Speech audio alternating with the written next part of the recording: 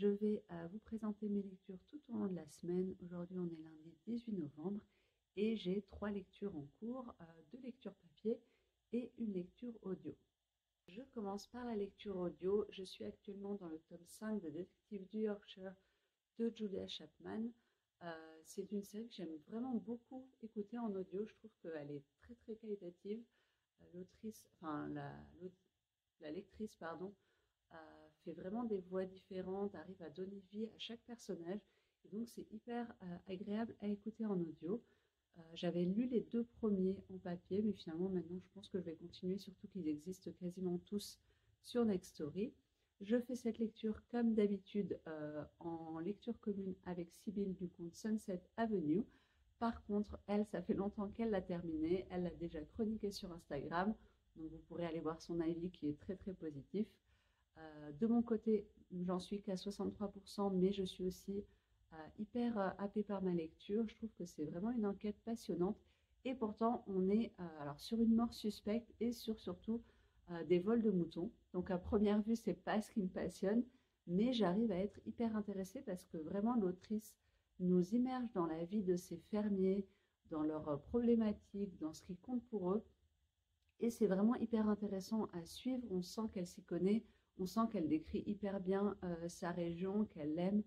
Et vraiment, elle apporte une chaleur dans ses romans, dans cet univers, malgré les crimes, malgré tout ce qui se passe de tragique, que je trouve on ne retrouve pas dans toutes les autres sagas. Vraiment, pour moi, c'est le summum du Cozy Mystery. C'est le Cozy Mystery amené à son plus haut niveau. C'est exactement ce que ça doit être et je trouve qu'elle a fait un travail incroyable. Donc un 5e tome vraiment très intéressant, à la fois sur l'enquête aiguë, donc l'enquête en cours, et en même temps sur le côté fil rouge qui avance un peu tout doucement, qui prend de l'importance, mais qui augmente aussi en gravité et en danger. Donc j'ai hâte de voir où ça va mener. À côté de ça, comme je vous disais, j'ai 2 lectures en cours. La première, c'est une lecture qui traînait sur ma table de chevet depuis plus de 3 mois. En fait, ça fait très longtemps que ce livre est dans ma palle, quasiment 2 ans. Je voulais le lire depuis longtemps, mais je ne sais pas, il m'impressionne pas mal. Je l'ai sorti cet été en me disant, allez, ça va être le moment. Et depuis, il a passé, voilà, 3 à 4 mois sur ma table de chevet à m'attendre. Et là, je me suis dit, allez, c'est le bon moment. Et il s'agit du roman La Tâche de Philippe Roth. J'en suis encore pas mal, j'ai pas beaucoup avancé comme vous pouvez le voir, même si je l'ai commencé depuis, je sais pas, peut-être quasiment une semaine, mais j'ai lu que 110 pages, justement parce que j'avais d'autres lectures en cours en même temps. Mais ça me plaît beaucoup pour le moment. Alors c'est une lecture assez exigeante dans le style, il y a beaucoup de phrases à rallonge, il y a beaucoup de... Enfin voilà, c'est un style qui est quand même pas élitiste, mais un peu soutenu, un peu, un peu plus ardu à lire que des cozy mystery ou de la fantasy ou ce genre de choses. Donc il me faut un peu plus de temps, mais je suis vraiment fascinée par le style, par la provocation parfois dans certains chapitres, dans certains paragraphes. Donc ça me plaît vraiment beaucoup. Les chapitres sont très très longs, chaque chapitre fait à peu près une centaine de pages. Le livre fait quasiment 500 pages et je crois qu'il y a 5 ou 6 chapitres au total. Et là, je viens de commencer le 2e chapitre. Dans ce roman-là, on va suivre un écrivain qui est le voisin d'un ancien doyen de la fac dans un petit village de Nouvelle-Angleterre. Il a eu une carrière assez brillante. Il est parti de petit professeur, il s'est élevé, il a été doyen pendant des années. Il a eu la fierté aussi d'être le premier doyen juif dans cette faculté, mais il est complètement tombé en déchéance parce qu'il a eu un mot malheureux qui a été interprété comme du racisme, et à partir de là, il y a eu toute une cabale contre lui. Il s'est défendu avec indignation, mais l'opinion publique a gagné, et donc maintenant, il n'a plus de fonction universitaire. Et il retrouve goût à la vie en ayant une liaison avec une femme de 34 ans, alors qu'il en a 71. Et tous les deux viennent de milieux complètement différents. Elle, c'est une femme qui est très vite tombée dans la déchéance et dans le dénuement très très jeune, qui est femme de ménage, qui a eu une vie qui n'a été faite que de drames, qui est illettrée, et lui, donc c'est le professeur illustre, veuf depuis peu, qui retrouve un peu une seconde jeunesse, et à travers cette femme, il va pouvoir, en fait, elle lui permet de s'accrocher à la vie, de continuer à trouver qu'elle, ça en vaut la peine. Mais c'est aussi un homme très en colère contre l'injustice qui lui a été faite. Voilà où j'en suis pour le moment. Alors, il me semble qu'un des plot twists de l'histoire, je suis déjà au courant de ce que c'est, de manière complètement fortuite, puisqu'il y a peut-être 15 ou 16 ans, j'ai lu un fait divers sur Wentworth Miller, l'acteur qui jouait le rôle principal dans la série Prison Break que j'adorais. Et en fait, c'était mentionné que c'était un peu comme le personnage dans La Tâche. Et voilà, c'était il y a 15-16 ans, peut-être même plus puisque j'étais adolescente, ouais, donc peut-être même il y a 20 ans quasiment. J'ai gardé en mémoire ce petit détail insignifiant et donc du coup, je sais quel est l'événement, le secret de ce professeur déjà. Peut-être que je me trompe, mais il me semble que je le sais. Cependant, ça gâche pas du tout ma lecture. Pour l'instant, j'aime vraiment beaucoup. J'ai commencé une lecture pour le Cozy Mystery Book Club. Là aussi, je suis très contente parce que c'était une saga, parce que là, on lit le tome 1, que j'avais envie de commencer depuis très très longtemps. J'en avais déjà parlé dans une de mes vidéos, mais je m'étais jamais lancée, j'avais jamais acheté le premier tome. Et j'étais donc hyper contente qu'il soit mis à l'honneur dans ce Cozy Mystery Book Club parce que je pense vraiment que c'est une saga qui va me plaire. Il s'agit de Un intérêt particulier pour les morts de Anne Granger. Donc ça, c'est le tome 1 des enquêtes de Lizzie Martin et Benjamin Ross. Dans ce roman, on est à Londres au 19e siècle, deuxième moitié du 19e siècle, donc dans ce Londres qui est encore très sale, très macabre, très glauque selon les endroits où on va, où la pauvreté dans certains quartiers est à son apogée. Et à l'opposé, on a les gens très riches qui vivent dans des beaux quartiers, sécurisés, etc. Mais malgré tout, ça reste une ville sale, grouillante, pouilleuse. Et dans cette ville, Lizzie Martin, qui est une jeune femme qui n'a plus de famille, va débarquer pour devenir la dame de compagnie de la veuve de son parrain. Et en fait, elle devient la dame de compagnie parce que la précédente dame de compagnie s'est enfuie en envoyant une lettre en disant je m'enfuis avec un homme, désolé pour le désagrément. Sauf que cette femme va être retrouvée morte dans un immeuble, un taudis qui était en voie de démolition pour construire la nouvelle gare de Saint-Pancras. Et Lydie va vouloir enquêter parce qu'elle se pose des questions, parce que cette femme était là avant elle dans la maison, donc elle se sent un peu liée. Elle dort dans son lit, elle fréquente les mêmes personnes. Et Lydie, c'était un personnage qui est quand même très curieux et qui n'a pas sa langue dans sa poche. Et à côté de ça, on a l'inspecteur Benjamin Ross qui enquête aussi. Et il se trouve que tous les deux viennent de la même région dans le Derbyshire. Lui, c'était un fils de minier qui a réussi à s'élever. Et même s'ils n'étaient pas amis, mais ils étaient connaissances d'enfance, on va dire. Pour l'instant, j'ai lu un peu plus de la moitié. Ouais, je suis page 200 sur à peu près 370 pages. J'aime beaucoup l'enquête. Je sais que je vais adorer le fait que c'est dans cette période historique. Je trouve que c'est très bien retranscrit. J'aime cette ambiance. Mais il y a des petites choses qui me gênent dans la narration. La première chose, c'est qu'on a les deux points de vue. On a le point de vue de Lizzie Martin et le point de vue de Ben Ross. Et ça s'alterne plus ou moins tous les 2-3 chapitres. Donc pourquoi pas, mais chaque point de vue est à la première personne et je trouve que ça rend pas bien. Je pourrais pas vraiment expliquer, mais ça sonne un peu faux. J'aurais vraiment préféré que ce soit à la troisième personne. Et pareil, il y a des petites maladresses dans la narration qui me gênent. Je trouve notamment qu'elle explicite parfois trop de choses. Par exemple, on a un personnage qui est impatient et qui va regarder sa montre et elle va dire machin s'impatienta, il regardait sa montre pour voir combien de temps ça allait encore lui prendre. Et on n'a pas besoin de cette phrase en plus parce que par les actions du personnage, on comprend déjà ce qui se passe. Et je trouve qu'elle a tendance à vouloir nous expliquer, comme si on était un peu bête, ce qui est en train de se passer et que ça a tendance à alourdir le récit. Donc ça me gêne un peu. Voilà, cette partie-là. Et le personnage de Lindsay aussi me gêne un peu parce que je la trouve parfois pas très cohérente avec l'époque. Certes, elle vient de province, elle n'est pas au courant des us et coutumes de la vie à Londres dans la bonne société. Cependant, elle a été élevée par un médecin et par des gouvernantes. Et je trouve que souvent, elle est très impertinente alors qu'elle vient de débarquer, que sa situation est précaire, que si elle se fait virer de ce job, elle a rien devant elle, elle sera dans le dénuement le plus total.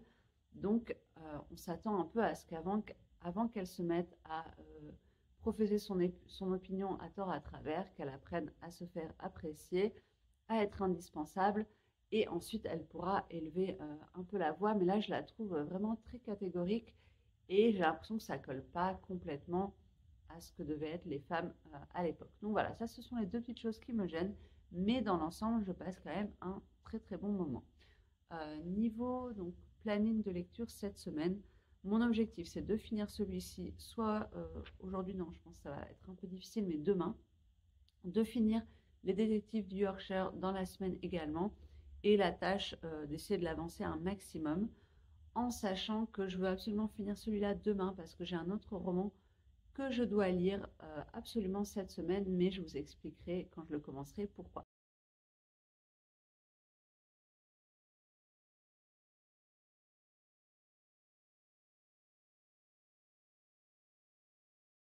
Comme vous pouvez voir, on est en plein puzzle actuellement. Vous aurez sans doute reconnu le tableau de Van Gogh, La Nuit étoilée. On l'avait déjà fait il y a 3 ou 4 ans, et au dernier moment, quand une fois qu'on avait fini, on s'est rendu compte qu'il nous manquait une pièce. Le truc hyper rageant. On avait cherché partout, impossible de le trouver. Et finalement, quand on a fait notre déménagement, on a retrouvé la pièce bien coincée dans un recoin du canapé. Du coup, là, après plus de 2 ans dans sa boîte, on s'est dit qu'il était temps de s'y remettre. Et donc, c'est censé ressembler à ça une fois qu'on aura fini. Et sinon, j'ai terminé le livre d'Anne Granger. Mais ça, je vous en reparlerai un autre moment. Hello, on est mardi soir, je viens vous faire un petit coucou. Il fait déjà bien sombre, il a fait moche toute la journée, du coup j'ai pas pu sortir, ça fait 3 jours que j'ai pas fait de sport, où je me suis pas juste aérée, donc ça commence à peser. Donc là je vais faire une petite séance de sport, mais d'abord je voulais vous parler du roman que j'ai terminé. Je le récupère. Donc j'ai terminé Un intérêt particulier pour les morts de Anne Granger. Et j'ai bien aimé, mais comme je pensais adorer, je suis quand même un peu déçue. Parce que je pensais vraiment que ça allait devenir une de mes sagas préférées. Je sentais que ça avait l'air... ça avait tout le potentiel pour. Et en fait, j'ai pas trop accroché. Pas à l'histoire. L'histoire était chouette. J'ai pas trouvé l'assassin, donc ça c'est cool. Mais au personnage et à la narration. Donc comme je vous disais, j'ai pas trop aimé les deux points de vue à la première personne. J'ai trouvé que Lizzie n'était pas représentative de son époque parce qu'elle est beaucoup trop insolente, impertinente, et enfin elle reste pas à sa place de femme, ce qui n'est pas juste, hein, bien sûr, mais je veux dire pour l'époque ça paraît assez improbable qu'elle se comporte comme ça alors qu'elle vient de débarquer à Londres et que sa position est très précaire et risquée. Donc j'ai trouvé que ça c'était pas très adapté. Et ensuite j'ai trouvé que parfois pendant l'enquête, les deux personnages, que ce soit Lizzie ou l'inspecteur Ben, avaient un peu des... comment dire, on a l'impression qu'ils avaient la science infuse ou qu'ils avaient une intuition incroyable. Ils devinent tout ce qui s'est passé, même à partir de minimes détails. D'un coup, il est là, oui, alors je pense qu'en fait, voilà ce qui s'est passé, voilà ce qu'il a fait, voilà ce qu'il a fait. Et ça me paraissait aussi improbable qu'il fasse tant de déductions basées sur pas grand-chose. Donc voilà, un peu déçue parce que je pensais aimer plus, mais j'ai quand même passé un bon moment. Je vais lire, c'est sûr, le deuxième tome, à voir si ce sera avec le Cozy Mystery Book Club ou pas. Ça va dépendre si les autres membres ont aimé la saga et ont envie de poursuivre. Moi, en tout cas, je lirai quand même un deuxième tome parce que je veux donner sa chance à la saga. Donc j'ai été courir ce matin, ça m'a fait beaucoup de bien, au moins je suis sortie de la maison. Et pour faire un peu le point, niveau lecture audio dans les détectives du Yorkshire, j'en suis à 73%. Ça me plaît toujours énormément, j'ai juste pas eu beaucoup de temps pour avancer.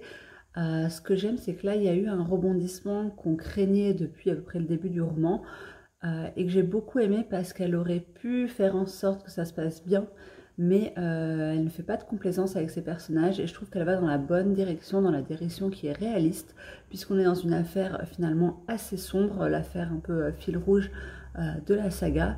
Et voilà, j'ai trouvé que ça faisait de la peine pour le personnage, mais en même temps, tout est logique, et j'ai hâte de voir les répercussions de ce qui s'est passé. Concernant le roman La Tâche, j'en suis à 40%. Ça me plaît toujours beaucoup beaucoup et ce que je pensais être le plot twist est déjà arrivé.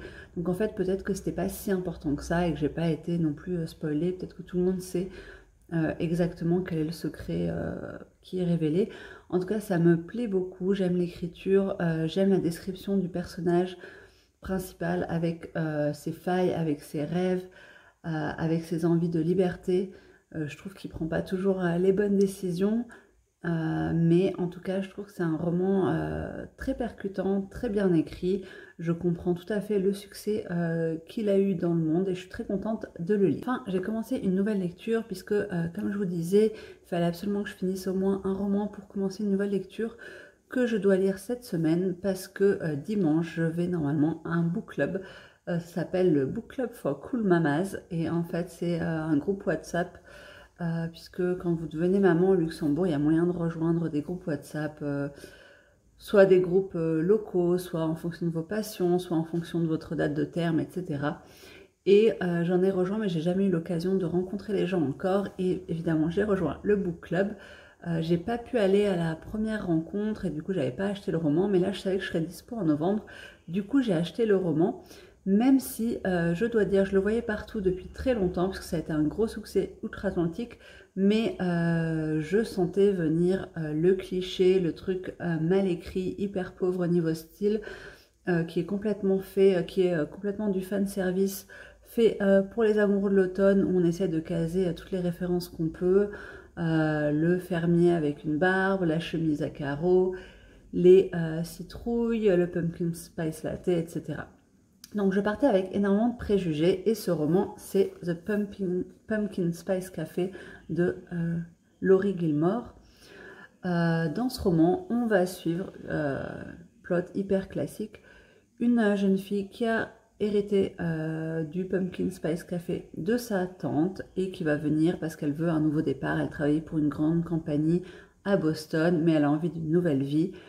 Et elle va rencontrer un fermier un peu grumpy, alors que elle, c'est la fille un peu maladroite, un peu too much dans tout. Elle parle trop, elle pense trop, elle est un peu trop intense.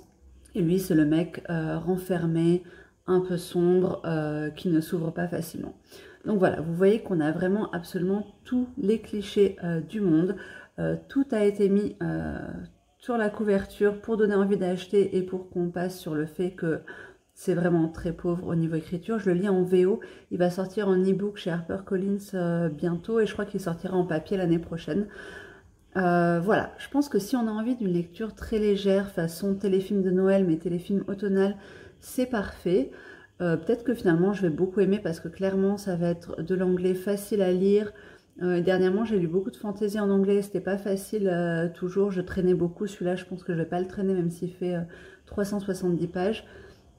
Mais ce qui m'agace un peu, c'est que finalement, voilà, c'est vraiment du marketing. On joue sur le fait que les bookstagrammeurs soient fans de l'automne. On joue sur le nom du café. On joue sur la couverture. Mais à côté, je pense qu'il n'y a pas énormément de travail de fait, que c'est un peu paresseux. Voilà, je juge beaucoup en ayant lu seulement 3 chapitres, mais franchement, c'est déjà rempli de clichés. C'est déjà assez creux et pauvre dans le style. Voilà, maintenant que j'ai bien dézingué le roman, je vais continuer d'aller le lire. Et comme dit, même si ça ne se voit pas, je reste quand même un peu ouverte.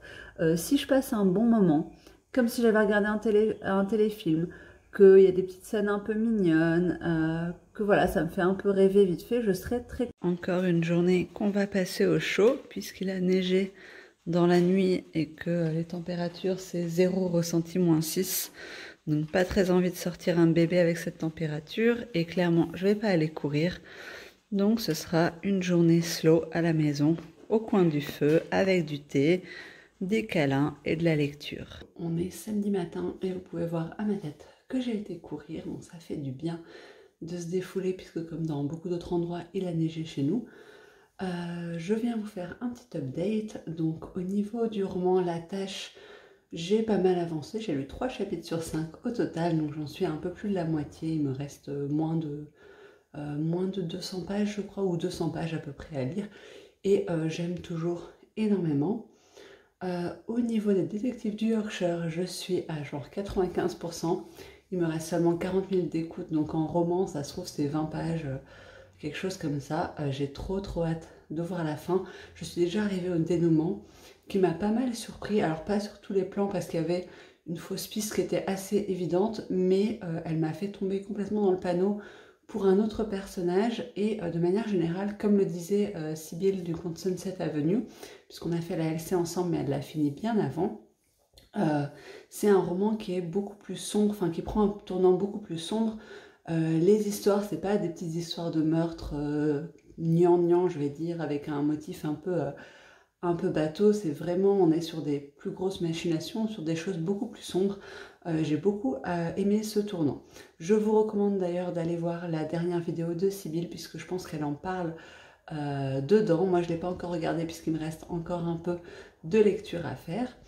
Et à côté de ça, j'ai fini hier The Pumpkin Spice Café. Comme prévu, plutôt un flop pour moi. C'était hyper cliché, hyper prévisible, mal écrit, sans aucune profondeur. Enfin, c'est vraiment un roman où il n'y a aucune... ouais, il n'y a rien de profond, c'est complètement superficiel. Ce qu'on lit, c'est la seule chose qu'il y a. Elle n'a pas essayé d'aller dans la psychologie des personnages. C'est vraiment hyper bateau. Elle a pris tous les éléments qui plaisent bien, donc l'ambiance small town, d'ailleurs ce mot est répété au moins 30 fois dans les premières pages du roman. Elle prend le trope Grumpy versus Sunshine en faisant des tonnes avec la fille qui est toujours en train de sourire non-stop. Et le mec qui en fait n'est pas vraiment grumpy, mais c'est juste qu'il n'a pas envie de participer au gossip du village. C'est juste pas une commère, mais bon, sinon il est normal quoi. Elle a voulu mettre une petite enquête, mais qui est hyper nulle, qui sert absolument à rien. Elle essaye de nous mettre des excuses pour faire durer la tension entre les deux personnages qui, très tôt dans le roman, se disent qu'ils se plaisent, s'embrassent, veulent sortir ensemble et en fait ne couchent pas ensemble puisque à chaque fois qu'ils sont sur le point de coucher ensemble, il se passe quelque chose et ça va de motifs ridicules comme la coupure de courant à ses fesses ont klaxonné en voiture sans faire exprès.